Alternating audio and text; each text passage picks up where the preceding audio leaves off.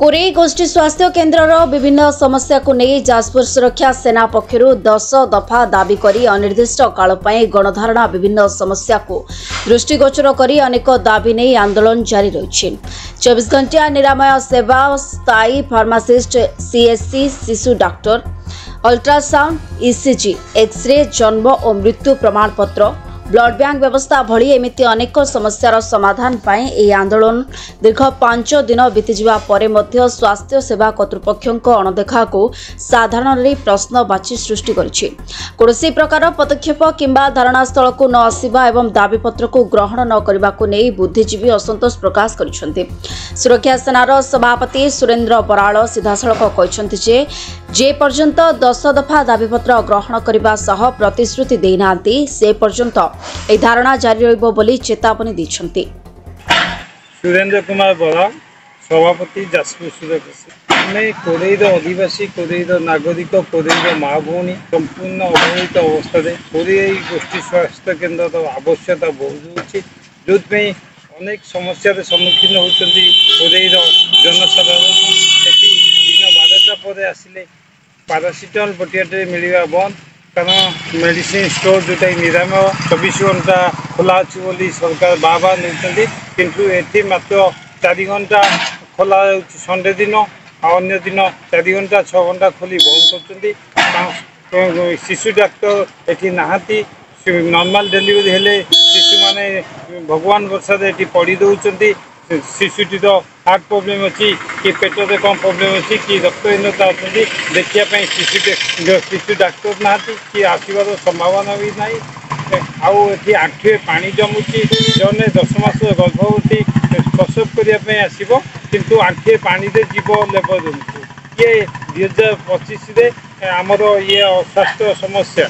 ये PHO post दीर्घ 2 वर्ष है फांका अच्छी, बार्थ डेथ ऑफिसर पोस्ट दीर्घ 1.5 वर्ष है फांका अच्छी। यथाशीघ्र सल्यूशन कर राजरास्ता को ओल्लू सीएम ऑफिस आगे धारणा देवु, आमरण अनशन करने को बाध्य हबु। कौन कौन दाबी रही? आम दाबी रही यथाशीघ्र ये फार्मासी पोस्टिंग दि जाऊ, परमानेंट फार्मासी पोस्टिंग आम तो 1.5 वर्ष है होना। 24 घंटा निरामय मेडिसिन काउंटर खोल जाऊ, मात्र 4 घंटा खोला होची निरामय मेडिसिन काउंटर।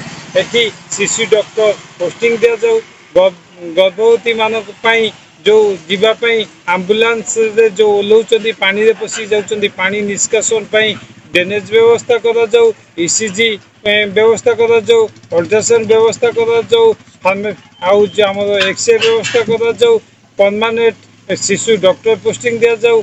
पीएचओ पोस्ट फांका 2 वर्ष है, पीएचओ पोस्ट पोस्टिंग दि जाऊ, बार्थ डेथ ऑफिसर को पोस्ट पोस्टिंग दि जाऊ, जहाँकि 1.5 वर्ष है फांका पड़ी। क्लरिकल पोस्ट 1.5 वर्ष है फांका पड़ी। आमर जी हेल्थ वर्कर अच्छा जी टीबी रोग, फाइलेरिया रोग टीकाकरण दायित्व नियंती गाँ गहली से आसिक ऑफिसर काम कर काम किए कर लोक मान मरण मुखी को जाशुनी ठेली दौरान।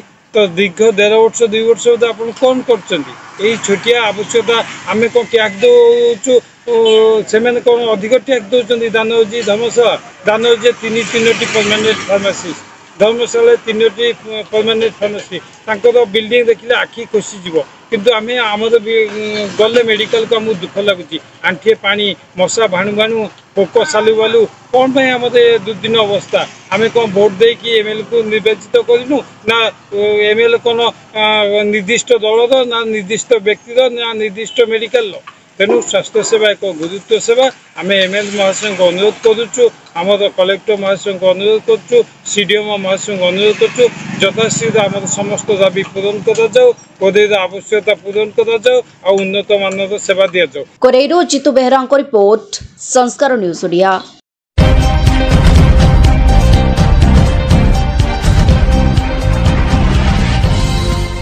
आपण देखुछन्ती संस्कार टीवी ओडिया 24x7 आपन को सेवारे।